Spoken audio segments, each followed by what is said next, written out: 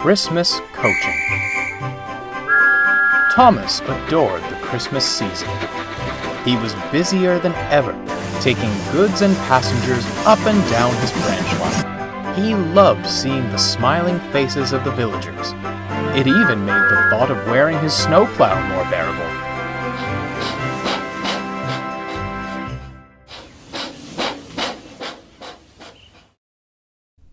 Annie and Clarabelle, on the other hand, had their quandaries with the holiday season. They liked helping the townsfolk, but they were older coaches and didn't fancy the hustle and bustle. Thomas tried to keep them in good spirits, but as the days ticked on, it became quite an ordeal. One morning, close to Christmas, Clarabelle felt cantankerous. "Another parcel, bag, or box, and I'll burst," she wailed. "Bother your boxes," huffed Annie. "My upholstery won't last to the new year if I have any more passengers." "Oh, come on, you two," chuckled Thomas. "Christmas Day is nearly here. We can't let the passengers down now." "It's all right for you," replied Clarabelle. "You've only your driver and fireman to carry. We're positively packed." All day, the grievances continued. Thomas tried everything.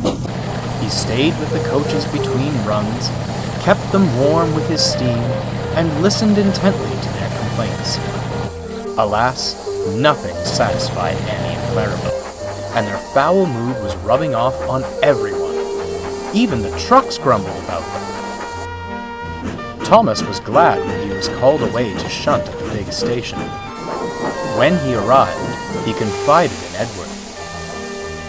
"I just don't understand," he sighed. "They've always been a bit put out around Christmas, but this takes the cake. They're working very hard. I'd say it's made them lose sight of what Christmas truly means," replied Edward. "I think I know how to fix that." As dusk fell, Thomas brought his last train to the big station. Annie and Clarabelle were glad to be finished for the day, or so they thought. Thomas was uncoupled and moved away. Suddenly, Annie could see Edward and old slow coach backing down towards them. "I say, Edward, you must be at the wrong platform." "On the contrary," smiled old slow coach. "We're right where we need to be. The vicar is hosting a dinner at the church for those less fortunate," said Edward. "We have many volunteers and supplies to deliver, but can't do it ourselves." "That," finished Thomas, "is where you two come in."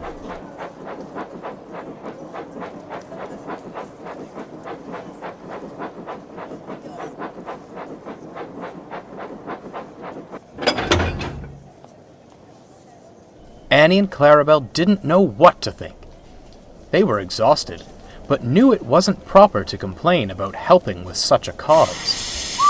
Quiet and reluctant, they followed Edward out of the station.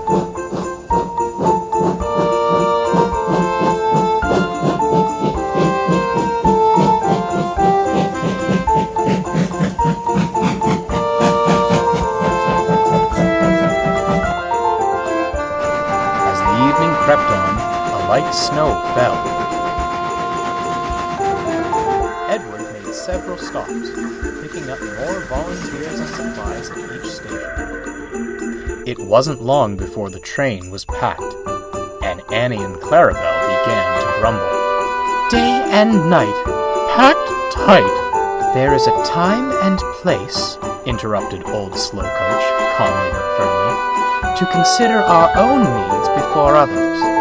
This is not one of them." Annie and Clarabelle retired into stunned silence.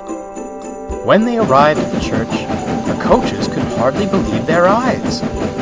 Brilliant lights had been strung up, Christmas trees dotted the yard, and a large crowd had congregated outside. The volunteers spilled out of the compartments and eagerly unloaded supplies from Clarabelle. Soon, the smell of food wafted from the church kitchen. The crowd worked their way inside, eager for a hearty meal. Annie and Clarabelle soon heard the sounds of carols and laughter. Lovely, isn't it? Smiled old Slowcoach. Hard work to put it all together, but it's work that matters. At the end of the night, the vicar spoke to Edward.